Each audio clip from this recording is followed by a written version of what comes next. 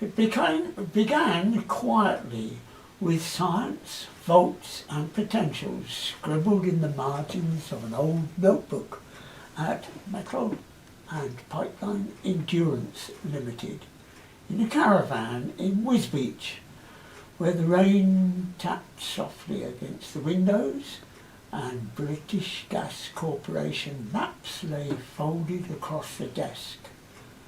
I was young then, still believing that knowledge alone could change the world. I knew something was wrong when my supervisor tore up the form that I had filled in at the end of my first day working for MAPEL as a CP technician. Alan Carter was a corrosion engineer within our company who was in control of the installation and commissioning of the cathodic protection system to protect this high pressure gas pipeline from corrosion, and I did not know anything about corrosion science at this time, but I did know the basis of science itself and how to use a voltmeter. Alan said that the readings that I had recorded on the form were not suitable to be submitted to the client, who was a contractor to the British Gas Corporation. He filled in a new form with numbers that met the specifications. I asked if there was a textbook about cathodic protection that I could study, and he lent me his personal copy of Peabody's that he described as the Bible of cathodic protection. Peabody's is a publication produced by the National Association of Corrosion Engineers of America.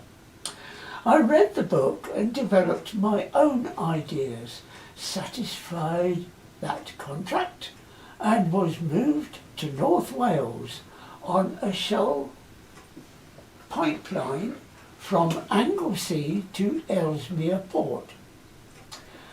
The Shell engineer told me that he knew nothing about CP but had the specifications. We became good friends and decided that CP was largely bullshit, but that we could do the job specified and learn together. That contract went so well, I was sent to Iran as the engineer responsible for installing and commissioning the CP on cathodic protection, that is, on an 80-mile loop line across a desert. I did well on that job and got a reputation of being competent and tough. I was learning all the time by studying the specifications and documenting results. I completed that contract and moved to a contract to troubleshoot and correct the CP systems on a pipeline that ran from Ahwaz to Tehran.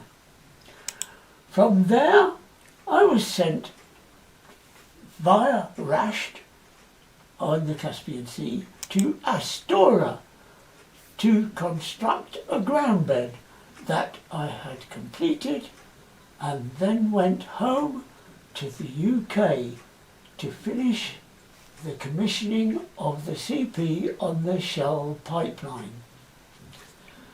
Whilst doing that work, I was headhunted by Frank Lewis of Shell International to become ENGE 18 in Nigeria for 4 years.